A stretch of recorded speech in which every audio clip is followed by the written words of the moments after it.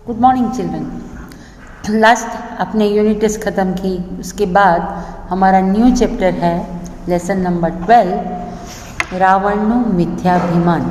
ये एक बहुत बड़ी पोयम है बट वो रिलेटेड है सीता स्वयंवर से। सीता स्वयंवर के बारे में आप सब जानते ही हैं कि पुराने ज़माने में जब किसी भी राजकुमारी का विवाह होता था तो उसके अंदर एक शर्त रखी जाती थी और वो शर्त के अंदर जो भी राजकुमार वहाँ पर सक्सेस होता था वही उसके वर चुना जाता था। तो यहाँ पर रावण नो मिथ्याभिमान यानी खोटू अभिमान, और इससे रिलेटेड जो पोयम है वो पोयम के अंदर सीता का स्वयंवर किस तरह से रचा गया था उसके बारे में बताया गया है।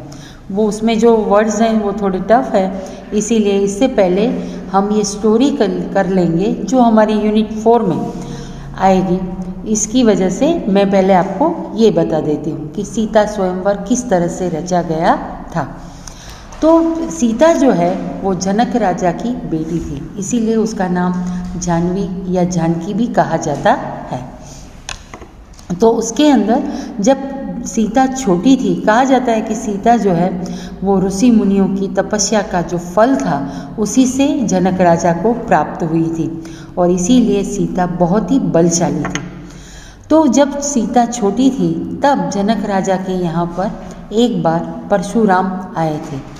तो वो परशुराम जो हैं वो क्षत्रियों को धरती पर से उनका नाश करना चाहते थे और इसीलिए वो हमेशा अपने हाथ में परशु यानी कि कुल्हाड़ी रखते थे और इसीलिए उनका नाम परशुराम रखा गया था। वो जब एक बार वहाँ पर जनक राजा के यहाँ आए और परशुराम को स्वयं शिव ने अपना त्रंबक नाम का धनुष्य दिया था और वो धनुष्य जो है वो उनको भेंट में दिया था, इसलिए वो हमेशा उनको साथ में रखते थे। जनक राजा के यहाँ जब वो पहुँचे और उन्होंने धनुष्य रखा और वो राजा जनक से बात कर रहे थे, ऐसे में छोटी सी सीता जो है वहाँ पर आई और ये धनुष्य को देखकर उसके साथ खेलने लगी। इतना ही नहीं, वह जैसे घोड़े पे बैठते हैं इस तरह से धनुष्य को ऊपर बैठकर और फिर वो उसको घुमाने लगी। जब परशुराम की नज़र उस पे गई तो वो एकदम आश्चर्यचकित हो गए कि ये शिव धनुष्य मतलब कितना भारी धनुष्य है ये, और ये छोटी सी लड़की त्रंबक नाम के धनुष्य के ऊपर बैठकर उससे खेल रही है। तो वो एकदम अचंभित हो गए और उसी समय उन्होंने तय कर लिया कि ये धनुष जो है मैं जनक राजा को भेंट करूँगा। और जब लौट जाते वक्त उन्होंने वो जनक राजा को दिया और साथ में ये भी कहा कि जब भी सीता बड़ी होगी और उसका विवाह तय होगा तो उसके स्वयंवर के अंदर स्वयंवर यानी कि स्वयं यानी खुद, वर यानी पति, खुद वर को चुनना। तो ऐसे में जो है सीता जो है वो ये धनुष्य को जो प्रत्यंचा चढ़ाएंगे चाप चढ़ाव से यानी कि धनुष्य को उठाकर उस पे तीर चढ़ाएगा, उसी के साथ उसका विवाह कीजिएगा। जनक राजा ने उनकी बात मान ली। ऐसे करके सीता जब बड़ी हुई और उनके विवाह की तैयारी हुई तब जनक राजा ने ये तय किया और एक जाहिर किया कि जो भी राजकुमार सीता स्वयंवर में आएगा उसे शिव धनुष्य यानी कि त्रंबक नाम के धनुष्य को चाप चढ़ानी होगी, प्रत्यंचा चढ़ानी होगी, उसी के साथ मेरी बेटी सीता का विवाह होगा। और इस तरह से सीता स्वयंवर रचा गया। और ये सीता स्वयंवर के अंदर बड़े बड़े महारथी राजकुमारों के साथ रावण भी आया था। रावण जो है वो जो है आज का श्रीलंका और वैसे लंका का राजा था। उसके जितना बलशाली और उसके जितना विद्वान आज तक नहीं हुआ है। इसीलिए रावण के बारे में यही कहा जाता है कि रावण जो है न भूतो न भविष्यति, यानी न भूतकाल में इसके जैसा राजा हुआ है न भविष्य में होगा। पर उसकी एक ही बात थी कि उसके पास मिथ्या अभिमान यानी कि झूठा अभिमान, घमंड उसके में बहुत था। वो बहुत ही बलशाली और बहुत ही विद्वान होने के बावजूद जो है रावण के लिए जो एक मान सम्मान होता था वो इतना नहीं हुआ था। और इसीलिए कहते हैं ना कि आज राम कोई बच्चे का नाम रखते हैं पर रावण किसी का रखते नहीं है। तो इसी तरह से वो जनक राजा के यहाँ पर जो स्वयंवर रचा गया था उसमें वह भी आया था। तो कैसे वो स्वयंवर रचा गया इसके बारे में ये स्टोरी है। फर्स्ट पैराग्राफ है, जनक राजाए સીતાનો સ્વયંવર ગોઠવ્યો હતો।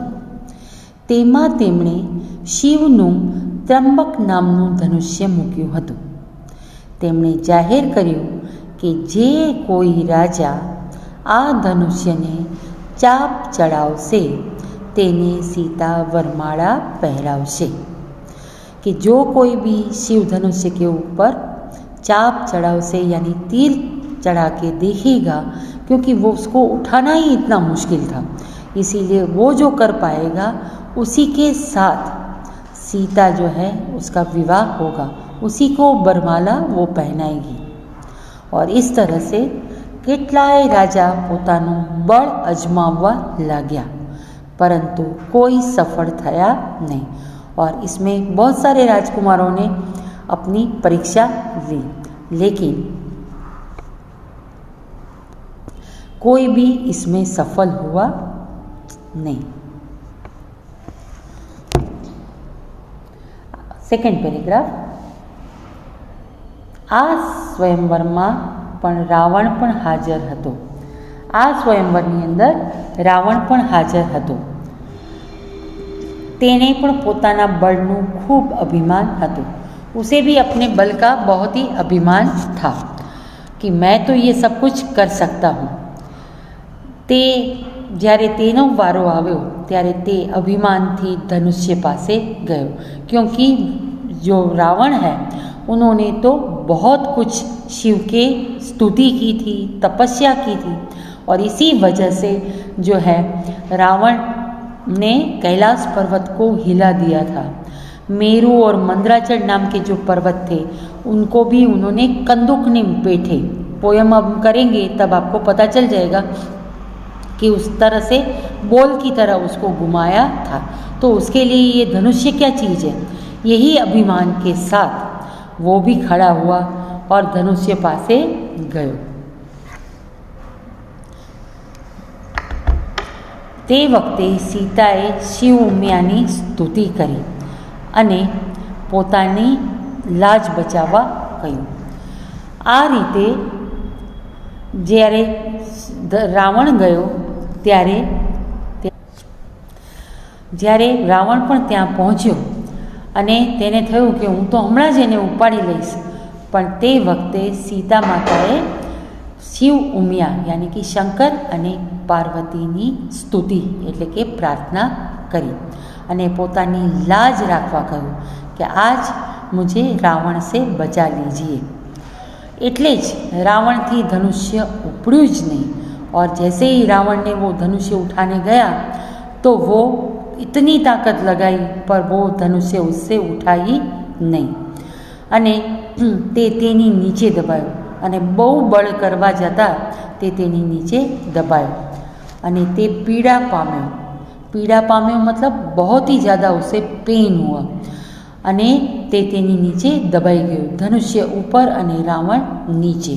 અને તેને इतने भारी धनुष्य के नीचे जब वो दबा तब उसको भी बहुत पेन हुआ અને તેની ભારે ફજેતી થઈ। फजेती यानी कि सब राजकुमार उसके ऊपर हंसने लगे, उसका मजाक हुआ। त्यारे आ जोईने अपमानित थईने ते गुस्से थयो अने तेणे जोरथी बूमो पाड़ी कि जो जनक तू मने नहीं काढे तो कुंभकर्ण अने इंद्रजीत तारो वेर लेसे। मेरा भाई और मेरा बेटा उसका बहुत ही बड़ा बदला लेगा। और इस तरह से उसको बाहर निकाला गया और फिर ये जो है रावण अपमानित होके वहाँ से चला गया अने सीता सब स्वयंवर में रावण हार्यो। अने त्यारबाद राम त्यां आव्या અને તેમને ધનુષ્યને પ્રત્યંચા ચડાવવા ગયા ત્યાં ધનુષ્ય જ બે ટુકડામાં વિભાજિત થઈ ગયું અને આ જોઈને બધા અચંબિત થઈ ગયા અને રામને સીતાએ વરમાળા પહેરાવી. આમ राम અને सीता विवाह થયા અને सीता स्वयंवर समाप्त हो. और इसीलिए शायद कहा जाता है कि रावण जब लंका से राम और लक्ष्मण और सीता वनवास में गए थे उस समय उसको लेके गया, उठा के गया. उसका कारण यही था कि वो अपना बदला लेना चाहता था. और इस तरह से सीता स्वयंवर संपन्न हुआ. और इस कहानी से, ये माइथोलॉजिकल स्टोरी है इसीलिए इसमें कोई और बोध नहीं, पर ये कहानी से हमें यही शिक्षा मिलती है, यही बोध मिलता है कि हमें कभी भी घमंड करना चाहिए नहीं, आपने क्यारे अभिमान करवू જોઈએ नहीं. तो इसके साथ ये स्टोरी जो है उसके साथ मैं आपको उसकी PDF भी भेज रही हूँ और वो PDF से आप ये स्टोरी लिख लेना. UT4 में ये स्टोरी हम लेंगे और साथ में जो है नेक्स्ट हमारा जो चैप्टर होगा 12 नंबर का रावणनो मिथ्याभिमान, इसी में यही सीता स्वयंवर के बारे में बताया गया है. तो आप इसे नोटबुक में लिख लीजिएगा. Till then bye.